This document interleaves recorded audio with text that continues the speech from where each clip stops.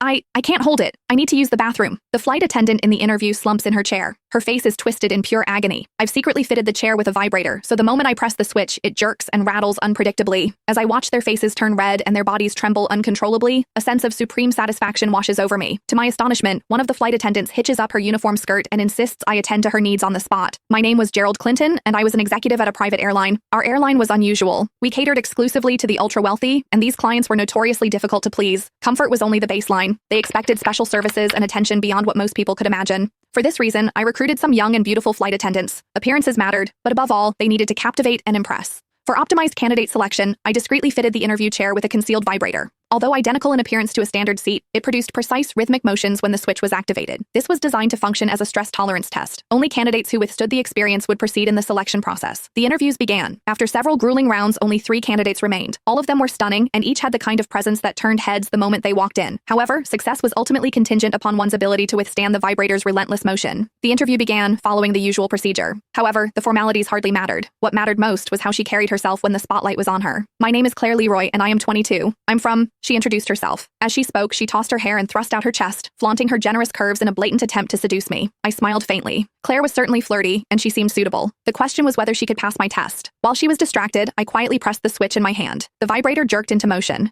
Claire sensed the unusual sensation beneath her and froze instantly. She went silent and stared at me with widened eyes. I pretended to stay calm and said, "Keep going. The interview isn't over." A faint smile tugged at Claire's lips. She rested her hands on the chair and adjusted her position, subtly parting her legs. She seemed to be enjoying it quite a bit. Occasional moans slipped from her lips as she said, "I have a big vision for the company." She didn't show the slightest hint of shyness. If anything, she became more and more animated. Her entire body rose and fell with the vibrations of the chair. I realized that Claire was really something, and she was actually enjoying this. The frequency still seemed too low, so I decided to turn it up. I pressed the button and raised the frequency of the motion. The intensified rhythm shook Claire so violently that she started trembling uncontrollably. Her chest jiggled so violently it seemed ready to leap from her torso. She gripped the chair tightly, refusing to let herself be thrown off by the vibrations. Meanwhile, her hips shifted in sync with the vibrator's rhythm. Her cheeks flushed, and she tilted her head back, parting her lips slightly. Lost in unrestrained moans, she seemed to have forgotten that the interview was still underway. The sounds she was making stirred my blood. It had been ages since I'd heard such captivating cries, especially from a freshly graduated young woman with such beautiful curves. Claire moaned and cried out, "Mr. Clinton, what's this beneath me? It feels so good." I suppressed the desire rising in my lower abdomen and coldly said, "We might encounter turbulence at any time on the plane. I'm testing your ability to handle pressure." I added, "The interview isn't over yet. Please continue." It was only then that Claire remembered she was still in the middle of the interview. She tried to sit upright and maintain her composure, but the sudden erratic motion made it impossible for her to speak clearly, let alone continue. Therefore, she came up with a solution that left me completely stunned. She lifted her skirt and took off her panties right in front of me, leaving nothing to the imagination. Click the link in my bio to get the full story for free.